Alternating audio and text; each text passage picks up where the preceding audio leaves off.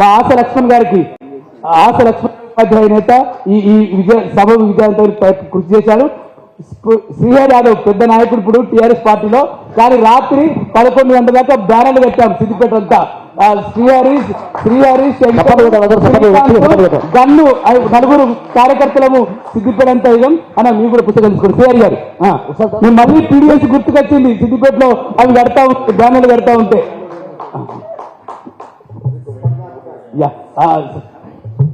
వేణుకు, శ్రీహరికి, గన్నుకు, శేఖర్కు, ఆశ లక్ష్మణ్ గారికి అందరికీ పేరు పేరున జై భీమ్, థ్యాంక్ యూ. ఇప్పుడు పెద్దలు మన ముఖ్య అతిథి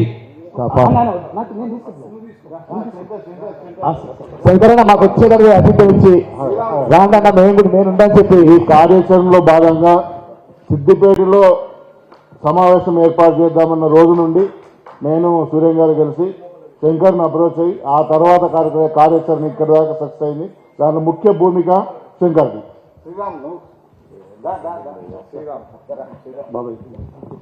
ఈ సమావేశము అనువున ఎట్లా విజయవంతమని చెప్పి సూర్యమన్న, శ్రీరాములు గారు మా బాబాయ్ ఇద్దరు కూడా నన్ను నిద్రపోలేదు. యాక్చువల్ గా సూర్యమన్న అయితే పాయింట్ చేశాడు. రెండోది సభ విజయవంతానికి మేము ఎవరిని కూడా డబ్బులు అడగలేదు. గద్దర్ ఫౌండేషన్ సూర్యమన్న దీన్ని మొత్తం నెత్తిని చేసుకొని ఈ తిండి కానీ మిగతా అన్ని విషయాలు అందజేశాడు. గద్దర్ ఫౌండేషన్ కు ఈ సిద్దిపేట తరఫున కృతజ్ఞతలు చెప్తున్నాం. అన్న మనసే కోరుతున్నాం. జోహార్ ప్రజా యుద్ధ నౌక గద్దరన్నకు, జోహార్ జోహార్. జోహార్ ప్రజా యుద్ధ నౌక గద్దరన్నకు, జోహార్. సభాధ్యక్షత వహిస్తున్న పెద్దలు గౌరవనీయులు డాక్టర్ పాపయ్య గారికి, కార్యక్రమంలో పాల్గొంటున్న గౌరవనీయులు నందిని సిద్ధారెడ్డి గారు, దేశ్వత్ శ్రీనివాస్ గారు, రసమయ్య బాలకృష్ణ గారు, అదేవిధంగా భీమసేన గారు, శ్రీహరి యాదవ్ గారు, మా ముఖ్యంగా ఈ కార్యక్రమం సిద్దిపేటలో ఏర్పాటు చేసి ఈ కర్త కర్మ క్రియ అయినటువంటి సూర్యం గారికి, శ్రీరాములు గారికి, తిరుపతి రెడ్డి గారికి, సత్తయ్య గారికి, అదేవిధంగా మన ఎస్సీ ఎస్టీ కమిషన్ చైర్మన్ మిత్రులు బక్కి వెంకన్న గారికి, మల్లన్న గారికి, మురళీ గారికి, నరసింహులు గారికి, ఇంకా వేదిక మీద ఉన్న మా సిద్ధంకి యాదగిరి అన్న గారికి, ఈ కార్యక్రమంలో పాల్గొంటున్న గద్దరన్న అభిమానులకు, జర్నలిస్టులకు అందరికీ పేరు పేరున నమస్కారం.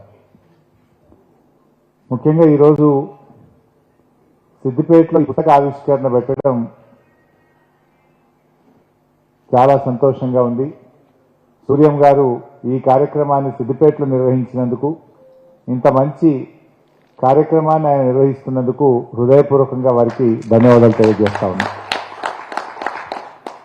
దేశపతన్ ఎప్పుడు అంటూ ఉంటాడు, తెలంగాణ ఉద్యమ చరిత్రను మనం ఒక్క దగ్గరికి తేలేకపోయాం, అసలు దాన్ని భద్రపరచలేకపోయాం, రేపు భవిష్యత్ తరాలకు అందించలేకపోయాం.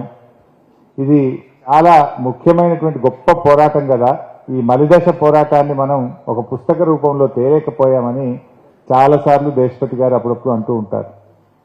నిజంగా ఇవాళ సూర్యం గారు చాలా మంచి కార్యక్రమం చేశారు. గద్దరన్న ఒక అర్ధ శతాబ్దపు ఆయన పోరాటం, అర్ధ శతాబ్దపు ఆయన కృషి, దానంతా కూడా రేపటి భావితరాలకు అందించేటువంటి ఒక గొప్ప కార్యక్రమానికి ఆయన పూనుకున్నందుకు ఆయనను మనస్ఫూర్తిగా అభినందిస్తా ఉన్నాను. నిజమైన వారసుడు అనిపించుకున్నాడు. పదవుల కోసమో ఇంకా దేనికోసమో కాదు, నాన్నగారి యొక్క గొప్పతనాన్ని, ఆయన పోరాటాన్ని రేపటి భావి తరాలకు అందించేటువంటి ఒక మంచి కార్యక్రమాన్ని సూర్యం గారు తీసుకున్నారు. ఈరోజు బతుకమ్మ పండుగలో ఒక్కొక్క పువ్వును పేర్చి మనం బతుకమ్మను ఎలా తయారు చేస్తామో, సూర్యం గారు గద్దర్ గారు పాడిన ఒక్కొక్క పాటను పేర్చి ఇవాళ పాటల బతుకమ్మను అద్భుతంగా తయారు చేశారు. గద్దర్ గారి పాటలు ఇందాక దేశపతి అన్నానో సిద్ధారెడ్డి సార్ అన్నట్టు వారి పాటలు కావాలంటే ఎక్కడెక్కడో వెతుక్కునే పరిస్థితి ఉండేది. కానీ ఆయనకుండే కోట్లాది మంది అభిమానులకు మరి ఎంతో మందికి ఒక గ్రంథం రూపంలో ఒక పాటల బతుకమ్మను ఇలా ఒక తయారు చేసి సమాజం ముందు అందించడం, అది సిద్దిపేట కేంద్రంగా వాటిని ఇనాగ్రేట్ చేసుకోవడం నాకు ఎంతో సంతోషంగా కూడా ఉంది. గద్దరన్న పాటలు ఇవాళ అసలు నాకు తెలిసి ఆయన లేని ఉద్యమమే లేదు. అది ఏ పోరాటం అన్నా కావచ్చు, రైతాంగ పోరాటం కావచ్చు, సాయుధ పోరాటం కావచ్చు, తెలంగాణ పోరాటం కావచ్చు, ఆయన లేని పోరాటమే లేదని చెప్పచ్చు. ఈ 5 దశాబ్దాల కాలంలో జరిగిన ప్రతి పోరాటంలో గద్దరన్న ఉన్నాడు. అది సారా ఉద్యమంకి వ్యతిరేకంగా జరిగిన పోరాటం కావచ్చు, రైతుల ఆత్మహత్యలు కావచ్చు, దళిత ఉద్యమం కావచ్చు, విప్లవ పోరాటం కావచ్చు, ఏ పోరాటమైనా ఆ పోరాటం వెనుక గద్దరన్న ఒక గొంతుకై నిలిచిండు. అంటే అది న్యాయం అనుకుంటే ఆ పోరాటానికి అండగా నిలిచిండు.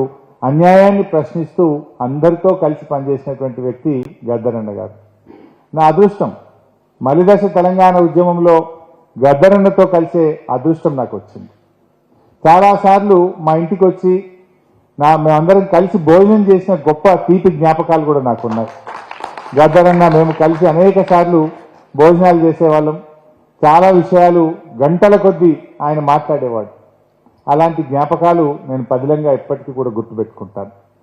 గద్దరన్న ఆయన పాట కూడా చాలా సులువుగా, ఆయన మాట కానీ పాట కానీ అత్యంత సులభంగా అతి సామాన్యంగా ఉండేది. అంటే ఎవరికైనా ఒక 100 ఉపన్యాసాలు గద్దరన్న ఒక పాటకు సమానం. 100 ఉపన్యాసాల సారాన్ని ఒక్క పాటలో ప్రజలకు అర్థమయ్యేటట్టుగా ప్రజల గుండెల్లో చేరుకునేంత గొప్పగా ఆయన పాట ఉండేది. సో అలాంటి గద్దరన్న ఈరోజు మన మధ్య లేకపోవడం నిజంగా దురదృష్టకరం. ఆయన భౌతికంగా లేకపోవచ్చేమో, కానీ ఈ పాట ఉన్నంత కాలం గద్దరన్న సజీవంగానే ఉంటాడు, ప్రజల మధ్య ఉంటాడు. ఏ ఉద్యమానికైనా ఇందాక పెద్దలు సిద్ధారెడ్డి గారికి అన్నట్టు ఎవరైనా ఏ ఉద్యమం గురించి మాట్లాడాలన్నా అది గద్దరన్న యొక్క దాని నుంచే అది ప్రారంభమవుతుంది. ఎవరికైనా ఒక డిక్షనరీ లాగా ఏదో ఒక కేంద్ర బిందువు లాగా చూసినప్పుడు అది గద్దరన్న మనకు దాని వెనుక కనబడుతూ ఉంటాడు. మరి ఈరోజు తెలంగాణ ఉద్యమంలో కూడా గద్దరన్న యొక్క పాత్ర చాలా గొప్పది.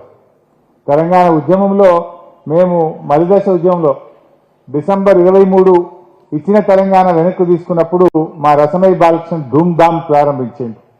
ఆ ధూమ్ధామ్లో గద్దరన్న పాట పొడుస్తున్న పొద్దు మీద అనే పాట వస్తుంటే రోమాలు నిక్కబొచ్చేటి.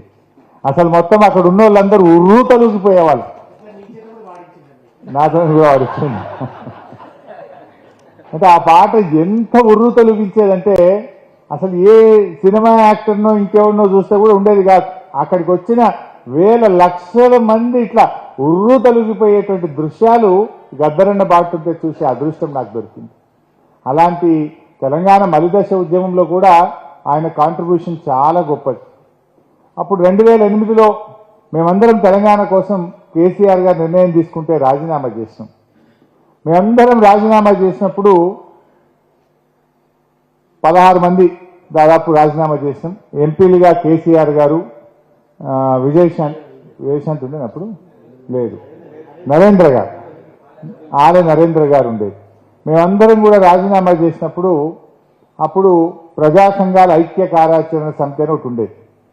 వాళ్ళు వీళ్ళ మీద పోటీ పెట్టాలన్నారు.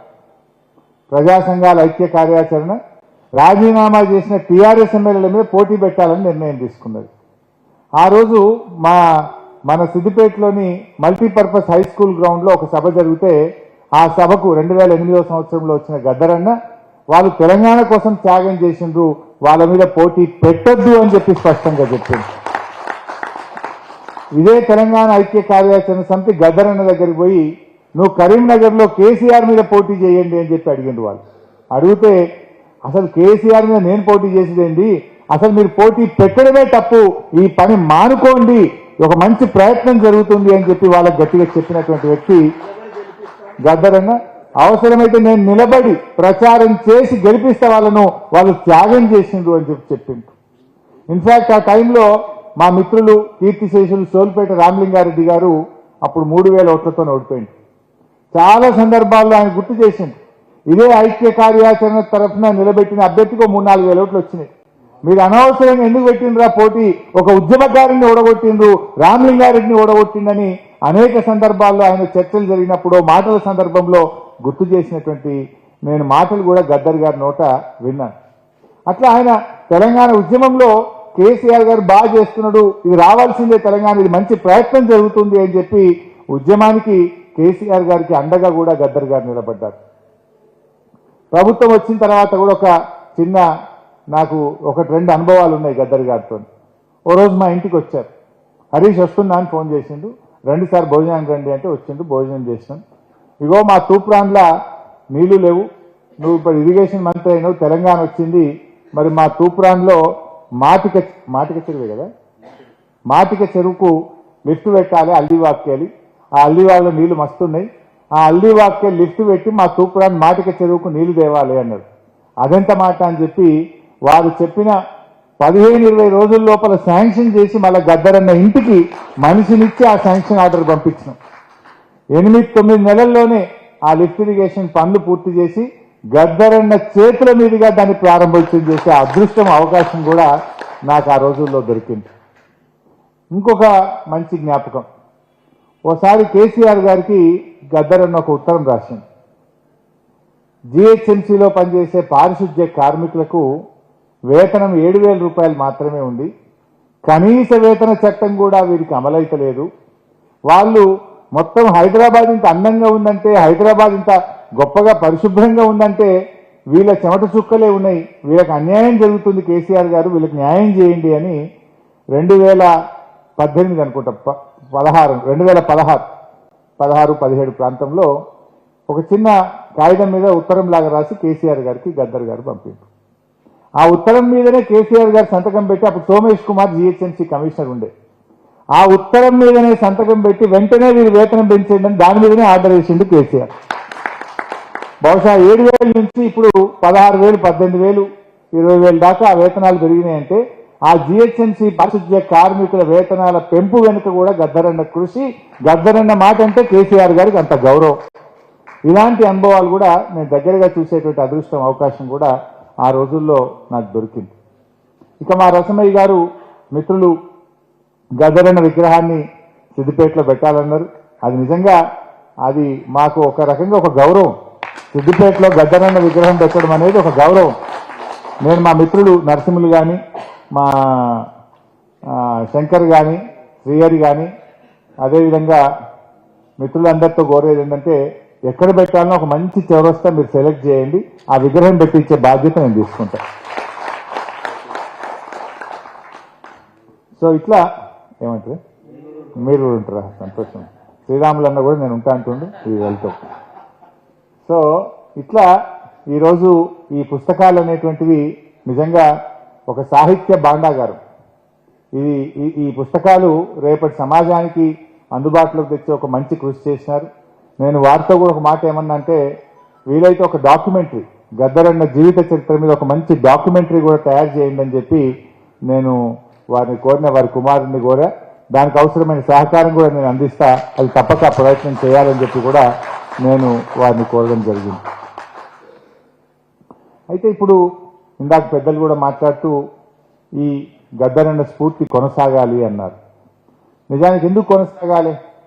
ఇవాళ స్వాతంత్రం వచ్చి ఇన్ని సంవత్సరాలు అయినా కూడా ఇప్పటికీ ఇంకా సమాజంలో అసమానతలు ఉన్నాయి. ఆ అసమానతలు పోయేదాకా కూడా ఈ స్ఫూర్తి, వారి ఆలోచన విధానం కొనసాగాలి. దాన్ని ముందుకు తీసుకుపోవడానికి వారి వారసులుగా అందరూ కూడా మనందరం కూడా కృషి చేయాల్సినటువంటి అవసరం అయితే ఉంది. అది రూపాలు ఏదన్నా కావచ్చు, ఎవరు ఏ రూపంలో వస్తారు కావచ్చు, కానీ ఆ స్ఫూర్తిని అయితే ఇవాళ మనం కొనసాగించాల్సినటువంటి అవసరం అయితే ఉంది. ఇకపోతే మరి గద్దరన్న ఈ పుస్తకంలో ఇందాక చూస్తూ ఉంటే వారు రాసిన ఒక లేఖ, మా సిద్ధారెడ్డి సారు ఈ మధ్యనే మీరు చూసింది అందరు కూడా, 1 కోటి రూపాయలు ఇస్తామంటే నాకు 1 కోటి రూపాయలు కాదు 3 కోట్ల ప్రజల ఆదరాభిమానాలు, ప్రేమ, తెలంగాణ ముఖ్యమని చెప్పి దాన్ని తృణప్రాయంగా తిరస్కరించిన సిద్ధారెడ్డి గారి మాటలు మనం ఈ మధ్య చూస్తున్నాం. గద్దరన్న ఒక లేఖ రాసినాడు, ఈ పుస్తకంలో ఉంది, అండర్ గ్రౌండ్లో ఉన్నప్పుడు రాసినటువంటి పుస్తకంలో. అప్పుడు నాజర్ గారని బుర్రకథలో అద్భుతమైనటువంటి కళాకారుడు. గద్దరన్న ఒగ్గు కథ చెప్తే నాజర్ గారు బుర్రకథ చెప్పేవారట. ఆ నాజర్కు అప్పటి కాంగ్రెస్ ప్రభుత్వం, ఇందిరాగాంధీ గారు ప్రధానమంత్రిగా ఉండి పద్మశ్రీ అవార్డును ఇవ్వడం జరుగుతుంది. ఆ పద్మశ్రీ అవార్డు నాజర్ తీసుకుంటే నాజర్కు గద్దరన్న రాసిన లేఖ ఇది. ఏం రాసిండు అంటే, డియర్ నాజర్, తెలంగాణ పోరాటం నిన్ను ప్రపంచానికి అందించింది, ప్రజా కళాకారునిగా మలిచింది, ఆ తెలంగాణ ప్రజలు ఇంకా ఆకలితో ఉన్నారు, అణచబడే ఉన్నారు, దోచబడుతున్నారు, చెరబడుతున్నారు, చెట్లకు గట్టి కాల్చబడుతున్నారు, ఆయుధాలు అందుకొని సాయుధ పోరాటంలోనే ఉన్నారు. చిన్న ప్రశ్న, ఏమనుకోనంటే 40 ఏళ్ల నీ కళా ప్రతిభను గుర్తించని పాలకవర్గం ఇప్పుడే నిన్నెందుకు గుర్తించింది? పాలకవర్గం వచ్చింది తెలివి తక్కువతో అనుకోకు, అప్పుడే కొనేస్తుంది, అది దాని లక్షణం. మరి నీ లక్ష్యం ఏమైనట్లు? నీకు పద్మశ్రీ బిరుదు ఎందుకు ఇచ్చిందో తెలుసా? నువ్వు బుర్రకథను బతికించినందుకు కాదు. ఇప్పుడు కష్టజీవి బుర్రకథ చెప్పడం లేదని, ఏ కథ ద్వారా ప్రజల్లోకి విప్లవీకరించావో ఆ కథ ద్వారా ఆ పని చేయడం లేదని, తమ వ్యవస్థ ఎసరురాని పలనాటి బొబ్బులి కథలు చెప్పి బతుకుతున్నావని, తన గండ పెండేరాలను గౌరవంగా స్వీకరిస్తున్నావని, ఇలా ఆ రోజు ఆ పద్మశ్రీ అవార్డును నువ్వు ఎందుకు తీసుకున్నావు? ఇప్పటికైనా ఎల్లు, బయటకెళ్ళు, దాన్ని ప్రాయశ్చిత్తం చేసుకో, ప్రజల పక్షాన నిలబడు అని చెప్పి గద్దర్ గారు ఆనాడు అవార్డు తీసుకుంటే దాన్ని వ్యతిరేకిస్తూ నాజర్ గారికి రాసిన లేఖ కూడా, పద్యం కూడా ఈ పుస్తకంలో ఉంది. అంటే ఎప్పుడైదాకైతే ప్రజల లక్ష్యం నెరవేరదో, ఎప్పటిదాకైతే ప్రజల ఆలోచనల్ని మనం పూర్తిగా ప్రభుత్వం తీసుకువెళ్ళదో ఆ అవార్డులకు అర్థం లేదు అనేటువంటి మాట ఆనాడు గద్దర్ గారు చెప్తే, ఇవాళ మన నందిని సిద్ధారెడ్డి గారు దాన్ని రుజువు చేశారు. తెలంగాణ తల్లిని ఆయన ఇచ్చింది ఏముంది? మన ముఖ్యమంత్రి గారి సంగతి మనకు తెలియదా? ఆయన తెలంగాణ ద్రోహి, ఎన్నడూ జై తెలంగాణ అననివాడు, ఏనాడు అమరులకు 2 పువ్వులు పెట్టనివాడు, ఏనాడు తెలంగాణ ఉద్యమ పోరాటంలో ఒక్కనాడు కలిసి రానివాడు. అయితే తనకున్నటువంటి ఆ ఆత్మన్యూనతాభావం దాన్ని తొలగించుకోవడానికి తనకున్న మరకలను ఇలాంటి అవార్డుల పేరు మీద కొంత దాన్ని చరిత్రను మలిపేటువంటి ప్రయత్నం, తన తప్పిదాలను కప్పిపుచ్చుకునేటువంటి ప్రయత్నంలో ఇలాంటి ప్రయత్నం చేస్తున్నాడు. మరి ఆ చేసే ప్రయత్నంలో నిజాయితీ ఉందా అంటే, మన తెలంగాణ తల్లి చేతిలో ఒక బతుకమ్మని తీసేసిండు, తెలంగాణ తల్లి రూపాన్ని మార్చిండు. ఇలాంటి నచ్చలేదు కనుకనే సిద్ధారెడ్డి సారు మరి అంత తృణప్రాయంగా తిరస్కరించిన ఆ సిద్ధారెడ్డి గారు మన సిద్దిపేట ముద్దుబిడ్డ కావడం కూడా మనకెంతో గర్వకారణం. వారికి కూడా ఈ సందర్భంగా నా శుభాకాంక్షలు, అభినందనలు తెలియజేస్తూ, తప్పకుండా మళ్ళీ త్వరలోనే గద్దర్ గారి విగ్రహాన్ని ఏర్పాటు చేసుకొని అతిపెద్ద సభ ఒకటి సిద్దిపేటలో ఏర్పాటు చేసుకొని ఆ విగ్రహ ఆవిష్కరణ సభ ఈ వేదిక మీద ఉన్న పెద్దలతో పాటు గద్దర్ గారి అభిమానులను రాష్ట్ర వ్యాప్తంగా, దేశవ్యాప్తంగా ఉండే ఆయన అభిమానులందరినీ కూడా పిలుచుకొని అద్భుతమైన సభను మనం నిర్వహించుకుందామని తెలియజేస్తూ, మరొక్కసారి ఈ కార్యక్రమం సిద్దిపేటలో పెట్టి మమ్మల్ని ఆహ్వానించినందుకు సూర్యం గారికి, గద్దర్ ఫౌండేషన్ అధ్యక్షులు మల్లారెడ్డి గారికి, వారి సభ్యులందరికీ నా హృదయపూర్వక ధన్యవాదాలు.